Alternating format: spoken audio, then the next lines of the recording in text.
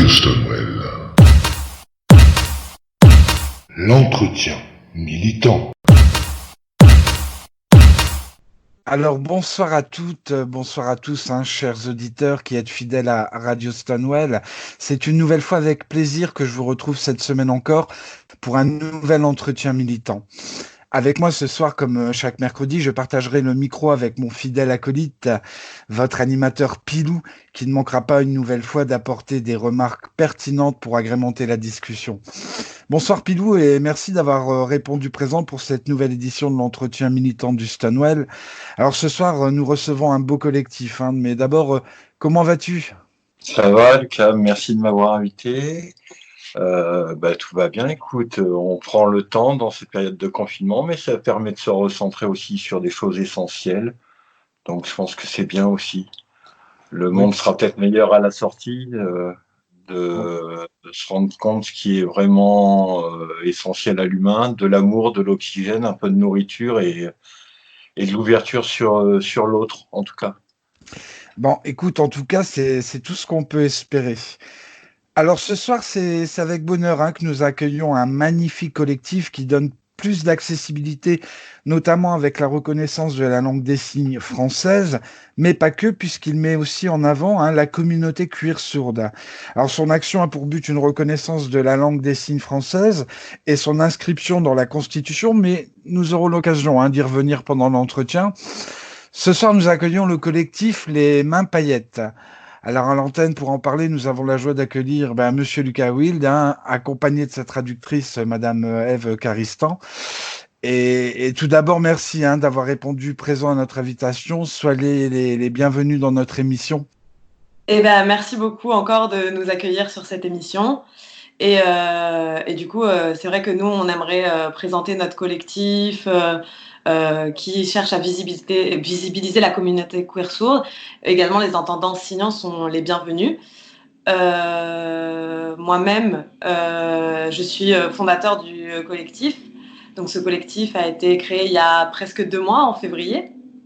Et donc, justement, le but du collectif, ce qui est important pour nous, comme on l'a dit, c'est la visibilité de la communauté sourde queer. Parce qu'il faut savoir que déjà dans le monde, les personnes visibles sont les personnes entendantes, la communauté sourde est minoritaire, et donc la communauté queer est la minorité dans la minorité. Donc, nous, on avait envie d'encourager cette visibilité. Et également, bien sûr, on milite sur l'accessibilité en langue des signes française. C'est important de le rajouter en langue des signes française. Parce que dans la communauté sourde, il y a des profils divers et variés et des besoins spécifiques. Et nous, on milite pour les besoins en accessibilité en langue des signes française. Oui, alors donc du coup, vous proposez des sensibilisations à la langue des signes française, la culture sourde, l'histoire des sourds. Vous menez des actions pour que cette langue ne soit plus une option non plus. Vous proposez la création de contenu par et pour les personnes signantes sur des thématiques telles que la santé, les sexualités et le lexir queer. On peut dire quelque part que pour faire bouger les lignes, on vous retrouve un peu sur tous les fronts. Alors, pour commencer cet entretien, vous avez déjà un peu abordé le sujet. Il aurait été intéressant pour les auditeurs qui nous écoutent donc de refaire un peu l'historique. C'est ce que vous avez un peu abordé, l'historique de votre collectif. Savoir aussi comment cette belle aventure donc a commencé. Et puis tout d'abord, pourquoi ce nom Les Mains à Paillettes ? Alors, comme je le disais, les mains paillettes, déjà, au départ, nous, on n'avait pas envie de juste dire sourd queer et d'avoir une étiquette un peu lourde. Et on avait envie de donner quelque chose de plutôt vivant sur la langue des signes. Et la langue des signes, l'importance pour nous, c'est les mains. C'est vital pour nous, en fait. Et le mot paillettes, dans la communauté queer, c'est vrai que les paillettes, c'est quand même quelque chose qui nous rend visible. C'est un attribut qu'on prend. Et donc, c'est pour ça que le collectif s'appelait Les Mains Paillettes. Après, pourquoi le collectif a été créé ? En fait, au départ, il y avait une association de personnes sourdes LGBT qui existe depuis à peu près 20 ans. Mais cette association, c'est une bonne association, mais c'est plus du plaisir, de la rencontre de personnes sourdes isolées qui se retrouvent ensemble au sein de cette association. Mais moi, je participais, j'ai été membre pendant 2-3 ans. Et j'ai remarqué qu'il y avait un manque d'activisme, un manque de militantisme, et que c'était un peu comme de l'organisation d'activités, c'était très doux. Et également, sur le militantisme, par exemple, nous, on connaît l'association ACT UP, et il m'avait contacté à propos d'activités en langue des signes pour la marche, par exemple, du 1er décembre, la journée internationale de lutte contre le sida. Et c'est vrai que ce premier contact est passé par moi, et derrière, il y a eu de l'accessibilité pour les personnes sourdes. Et on s'est rendu compte que ça pouvait fonctionner. Il y avait aussi le collectif Existrans également, qui est rentré en contact avec moi-même pour rendre accessible la marche. Et c'est vrai que j'ai commencé à être visibilisée, moi, en tant que porte-parole de la communauté sourde LGBT. Et j'avais l'impression que j'avais beaucoup de demandes qui passaient par moi, alors qu'il y avait l'association, mais que l'association n'avait pas de réaction. C'était un peu dormant, et donc je me bougeais un peu tout seul. Et c'est vrai que j'ai senti comme que je dépensais beaucoup d'énergie, et que j'avais des personnes qui me soutenaient derrière, mais que j'étais vraiment devenue un porte-parole. Ce qui veut dire qu'en discutant également avec Eve, l'interprète qui est ici, qui est une personne militante pour la communauté queer et qui interprète beaucoup d'événements en LSF, on en a discuté et on s'est dit, en fait, il fallait vraiment créer ce collectif pour pouvoir agir et avoir une forme plus militante, plus dans l'activisme et participer aux événements queer. D'accord. Donc, on va revenir un petit peu sur les différentes missions que vous vous êtes fixées, hein. J'ai abordé les grands axes un peu en introduction. Alors, ce serait peut-être intéressant de nous y arrêter quelque peu et nous dire finalement quelles actions sont menées au quotidien sur le terrain. On a vu, hein, que vous vous êtes entouré donc de différents partenaires, mais quelles actions donc sont vraiment menées au quotidien sur le terrain? Alors, la première action, c'est vraiment l'accessibilité pour les personnes sourdes trans. C'est-à-dire que tous les lundis, bon là avec le confinement c'est un peu compliqué, mais tous les lundis, il y a l'interprète qui est disponible pour les rendez-vous médicaux, psy, hôpitaux, etc. Et quand il y a des besoins pour les personnes sourdes trans, sur des hormonothérapies, c'est vraiment important pour nous de soutenir les personnes sourdes trans en accessibilité. Donc on a tous les lundis une interprète disponible. Également, alors, il faut savoir que nous, on a été créé il n'y a pas longtemps, donc les partenariats, c'est vraiment c'est minime, mais on va participer à la marche des banlieues, qui a priori n'est pas annulée pour l'instant. Donc c'est prévu qu'il y ait une semaine avec des conférences, des événements, et qu'on soit invité pour intervenir et parler de nos réalités. Également, voilà, on a envie aussi de montrer qu'il y a des personnes sourdes qui vivent en banlieue, et on a envie qu'ils partagent et qu'elles partagent leurs expériences et qu'elles nous expliquent la réalité de leur vie. Nous, ce qui est important en fait pour le collectif Main Paillette, c'est d'avoir des personnes qui ont besoin de s'exprimer, qui sont concernées et qu'on les écoute, parce que nous, en fait, le collectif Main Paillette, ce qui est vraiment important, c'est la visibilité et la parole pour les personnes sourdes. On veut avoir le droit à la parole dans ces divers événements, parce que nous aussi, on est concernés. Donc voilà, en fait, actuellement, on vient de se créer, en fait, réellement, c'est le début. Donc on a plein d'événements, mais là, en attente du confinement, on se bougera beaucoup plus quand on sera sorti du confinement, en fait. D'accord. Pilou, tu voulais peut-être réagir sur ce qui vient d'être dit? Ouais. Vous venez de vous créer, nous aussi, donc ça tombe bien. Mais je pense que c'est toutes ces petites gouttes d'eau qui font avancer l'égalité pour tous. Alors, vous parliez de période de confinement. Alors, moi, très honnêtement, je vous ai découvert dans cette période de confinement. Et malgré tout, je trouve que vous êtes quand même hyper actif sur les réseaux. Pour avoir vu l'autre jour, du coup, ça m'a captivé, votre live sur Instagram, où il y avait deux personnes qui témoignaient et Eve qui faisait la traduction en tout cas. Et j'avoue que ça m'a. Je retourne avec plaisir voir vos stories et tout ça, et je découvre un monde que je connaissais pas du tout. C'est bien là, je pense, la preuve qu'il faut que vous soyez visible et je sais pas si ça peut se dire, mais plus entendu en tout cas, parce que c'est vraiment l'inconnu pour moi. Et je remarque, et très bêtement, maintenant, je remarque que quand je regarde les infos, quand il y a la traduction en langage des signes, je dis, ah bah oui, il y a une utilité, il y a quelque chose derrière. Voilà. Je tenais à vous remercier pour ça parce que ça m'a vraiment mis la chair de poule l'autre jour en vous écoutant.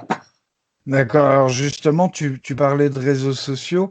Où est-ce qu'on peut vous retrouver? Donc, apparemment, donc, vous avez un site et puis on peut vous retrouver donc sur les différents réseaux sociaux. Où est-ce qu'on peut vous retrouver essentiellement? Alors, pour l'instant, on peut nous retrouver sur Twitter et également Instagram. On n'a pas de site internet pour l'instant. Comme je disais, on s'est créé il y a 2 mois, donc peut-être qu'on créera un site plus tard. On verra selon s'il y a des besoins en fait ou pas. Mais c'est vrai que la période de confinement, en fait, nous, on voulait pas être coincés dans nos actions. On avait envie de continuer de se mobiliser et de se visibiliser. Donc c'est vrai qu'on organise des lives tous les week-ends sur des sujets divers et variés. Par exemple, on a eu des lives sur la non-binarité et la transidentité. Parce qu'il y a aussi de l'intersectionnalité dans nos parcours et on avait envie que les personnes prennent conscience de ça. On a fait des lives sur l'accessibilité et on essaye aussi de se bouger pour continuer à être visible.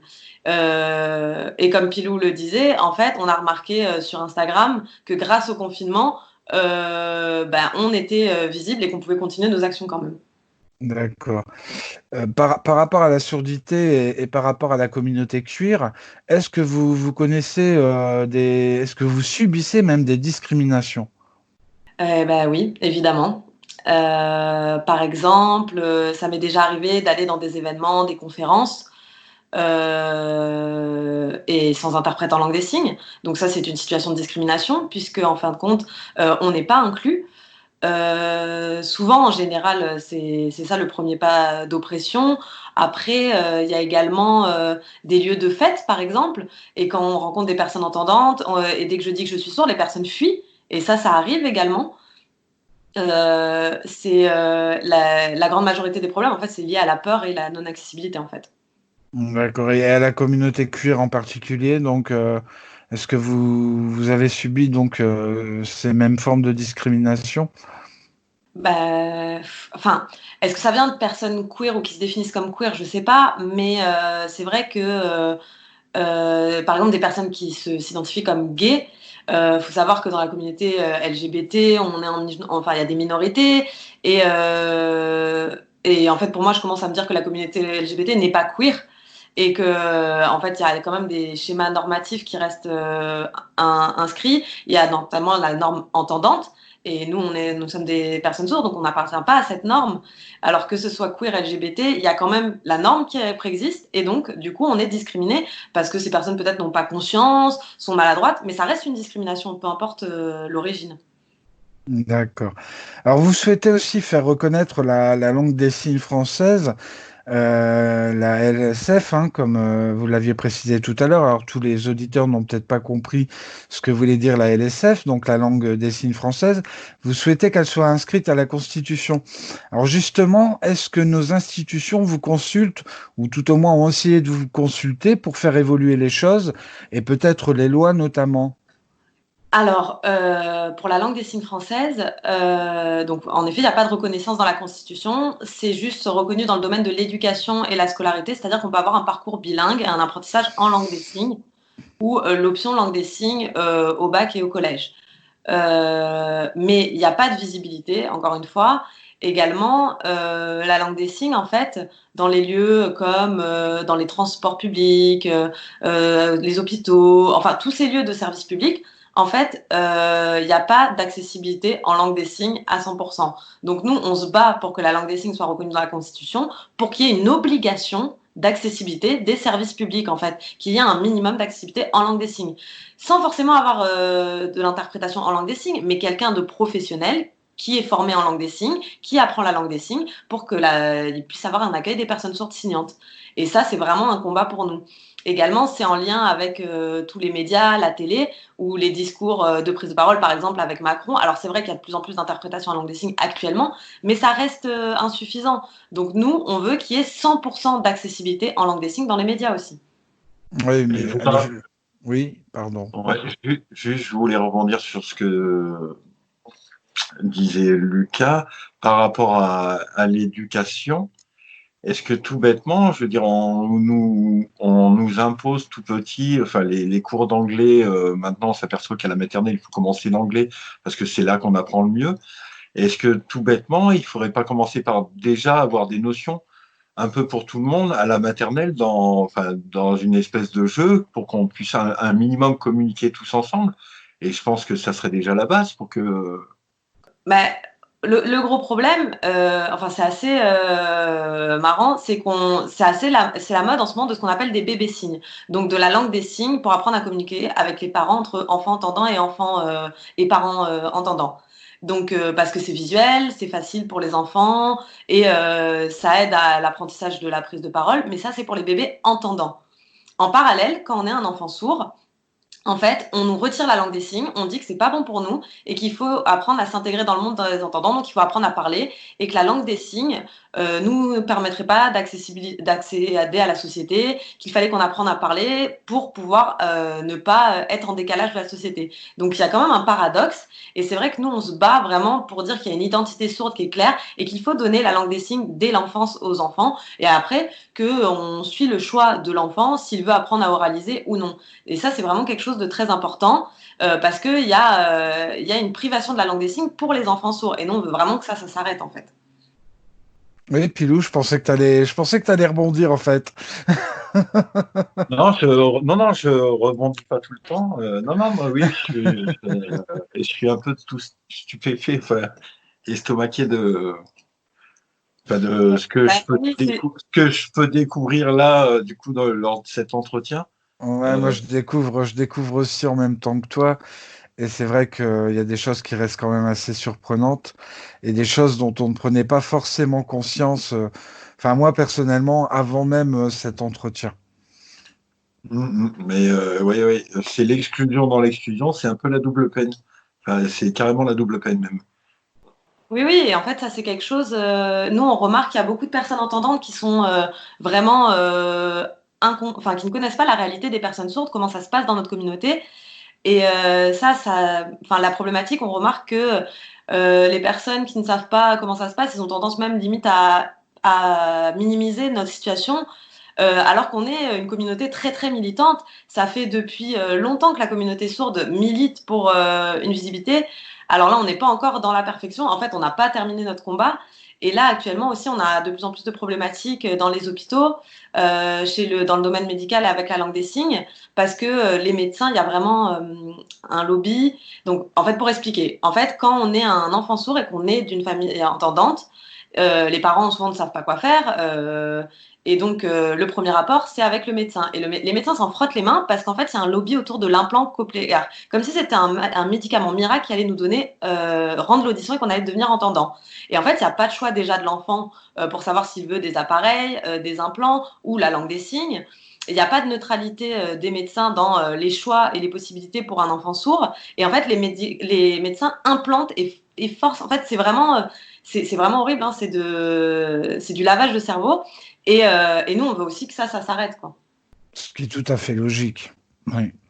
Eh oui. Alors, l'émission passe très vite. Moi, j'ai une dernière question à vous poser. Ça serait de connaître un peu votre ressenti, déjà sur la condition de la communauté cuir sourde de France, mais aussi sur la condition LGBT en général. Quel est votre sentiment par rapport à ça? Alors, comme je disais, nous, on est la communauté queer, on sait qu'il y a beaucoup de discrimination, il y a beaucoup de phobies, et nous y compris, on les subit, et donc c'est cette situation de discrimination. Mais c'est aussi, nous, on parle vraiment d'intersectionnalité avec le fait d'être queer et sourd. Enfin, comment dire? C'est euh, c'est difficile à exprimer, mais en fait, comme je le disais auparavant, nous vraiment on veut une visibilité en fait parce qu'actuellement on n'est pas visible en fait en réalité et c'est important pour nous de pardon, mais ce que je voulais dire c'est que les personnes en fait sur les identités, c'est pas clair en fait pour chacun et chacune. Comme j'ai déjà dit, l'accessibilité c'est pas encore quelque chose d'acquis et donc du coup on manque d'informations même sur ce qu'est l'identité queer en fait. Et il faut savoir que même sur les identités, la transidentité ou la non-binarité, les personnes entendantes ont des accès aux informations et les personnes parce que ça passe par la parole et qu'il y a une accessibilité de l'information et nous on est en décalage. Donc en fait on a une grosse difficulté à s'identifier, on ne sait plus qui on est. C'est assez difficile de se construire et c'est pour ça qu'avec le collectif Main Paillettes, on veut en fait pouvoir avoir des identités en fait et pouvoir se construire. Ouais, c'est-à-dire qu'avec vos actions, on tend quand même vers du mieux, quoi. Quelque chose de très positif. Oui, c'est exactement ça. On est positif et en fait, nous, on veut se bouger parce que si on créait pas le collectif, par exemple, peut-être que la société n'évoluerait pas. Et nous, en fait, on veut vraiment faire prendre conscience aux personnes pour se dire, OK, c'est ça, et qu'après, on ait du soutien, que les systèmes de justice, les comportements à l'égard des personnes sortes changent. Nous, en fait, on veut changer les mentalités. Vraiment, c'est ça notre objectif.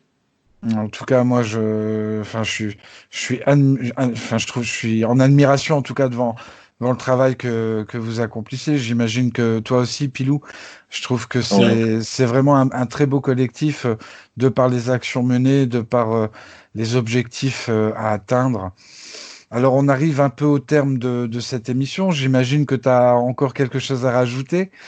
J'ai Comme toujours. chaque semaine, parce que la spécialité donc de Pilou, c'est de toujours ajouter quelque chose au moment où je conclue l'émission. Donc je vais lui donner la parole avant, Ouais, comme moi ça j'ai toujours quelque chose à rajouter. voilà, je pourrais conclure juste après. Ouais, juste, je me posais une question. Toutes ces actions là, certes, elles sont bénévoles, mais est-ce que vous organisez des collectes de fonds? Parce que on le sait très bien, malgré toutes les bonnes volontés, dans ce monde qui tourne autour de l'argent, toutes les actions, ça coûte de l'argent. Si des gens veulent vous faire un don, il y a possibilité sous. Oui, en effet, sur Instagram, il y a un lien sur un pot commun pour justement rémunérer les interprètes parce que en fait, les interprètes sont diplômés, c'est un travail, ils ont besoin de vivre et en fait, c'est vrai que là en ce moment, il y a les interprètes qui sont bénévoles pour nous et donc du coup, oui, il y a un pot commun pour nos actions et les interprètes. Donc Bon, ok. sur Instagram. Oui, Ouais, mais on va Instagram. mettre le lien sur nos pages. Comme ça, dès ce soir, on met le lien. Et comme ça, vous Merci beaucoup. pourrez participer, en tout cas, à ce que toutes ces bonnes actions continuent. Super, merci beaucoup. Alors moi, je vous remercie une fois de plus d'avoir bien voulu intervenir avec nous ce soir pour cet entretien. Donc comme je le disais, on arrive au terme, hein. Ça passe relativement assez vite, hein, une vingtaine de minutes. C'est vrai que ça passe relativement assez vite. En tout cas, je pense que vous aviez peut-être plein d'autres choses à dire. On aura peut-être l'occasion de vous retrouver d'ici quelques temps lors d'un nouvel entretien. Ça sera en tout cas avec grand plaisir. Pour notre part, Pilou, nous, on va se retrouver donc la semaine prochaine pour un nouvel entretien militant. Alors, je ne sais pas si tu peux d'ores et déjà annoncer avec qui ça se fera, mais en tout cas, ça sera toujours avec le même enthousiasme. La semaine prochaine, écoute, on va inverser les rôles. La semaine prochaine, c'est moi qui ferai l'entretien militant et du coup, j'essaierai de t'interviewer en tant que président de notre association qui gère en tout cas notre web radio. Donc du coup, voilà, on inversera les rôles. Ouais, c'est un jeu dont j'ai pas l'habitude, donc je risque un peu d'être sous pression quand même, hein. Non, t'inquiète. Alors, je vais te dire, comme tu as dit à nos intervenants, vous inquiétez pas, c'est spontané, no stress, tout va bien se passer. Voilà, je commencerai par là. Très bien, alors merci encore, hein. Pour l'heure, on va se quitter donc avec une reprise de Charles Aznavour, interprétée par Johanna Mendil. Donc c'est un live, et le titre de cette chanson, c'est Mon émouvant amour. Nous, on se retrouve la semaine prochaine. Merci encore, hein, à toutes et à Merci tous. beaucoup à vous. Merci à vous également. Et donc, on s'écoute, hein, mon émouvant amour, pardon. À la semaine prochaine.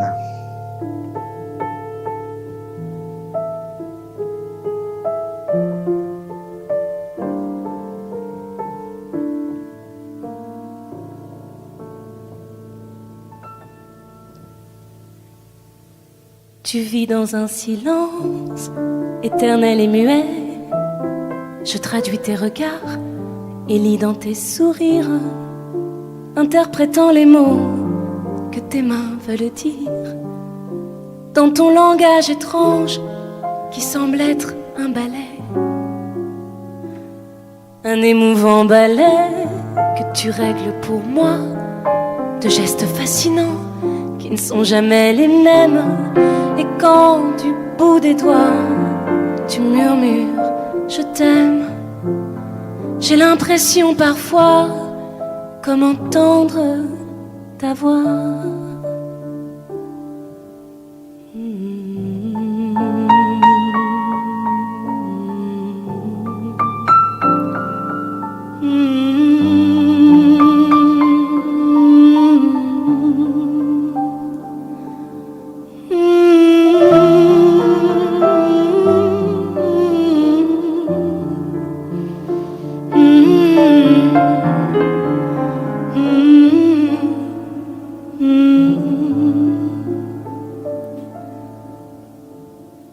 Comme pour te parler, je manquais de moyens, me trouvant près de toi comme en terre étrangère, ne pouvant me servir d'aucun vocabulaire.